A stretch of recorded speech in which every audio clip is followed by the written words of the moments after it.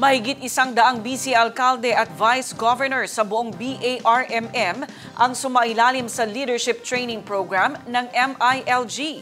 Layunin ng ministry sa isang linggong programa na palalimin ang kaalaman ng mga lokal na opisyal sa kasaysayan, kultura, otonomiya at pagganap sa kanilang tungkulin sa ilalim ng prinsipyong moral governance.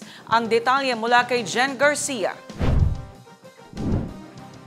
108 BC alkalde sa mga bayan at syudad sa BARM, kasama na ang 5 BC gobernador, ang sumailalim sa onboarding program ng Bangsamoro Government sa pangunguna ng MILG.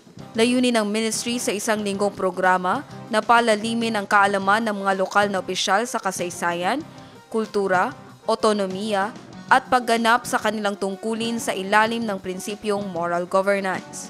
Sa tema na Bangsamoro Local Leaders at the Helm, Embodying Moral Governance, Transforming Communities.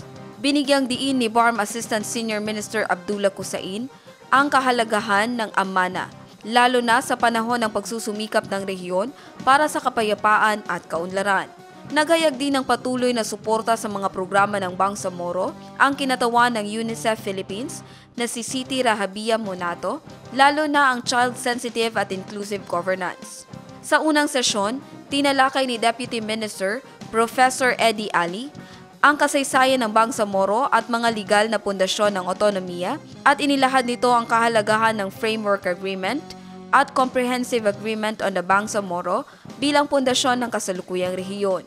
Habang ibinahagi naman ni Member of Parliament Attorney Lanang Ali Jr. ang usapin hinggil sa mga panukalang batas sa revenue generation, disaster risk reduction at institutional reforms. Natapos ang sesyon sa open forum kung saan natalakay ang mga issues sa legislative harmonization, representasyon ng indigenous peoples at ugnayan ng lokal at regional government. Sa pagpapatuloy ng onboarding program, nananatiling layunin ng MILG BARM na hubugin ang mga bagong pinuno ng Bangsamorong matino, may puso at may malasakit sa bayan. Isang pagsisimula, hindi lang ng panunungkulan, kundi ng pagbabago.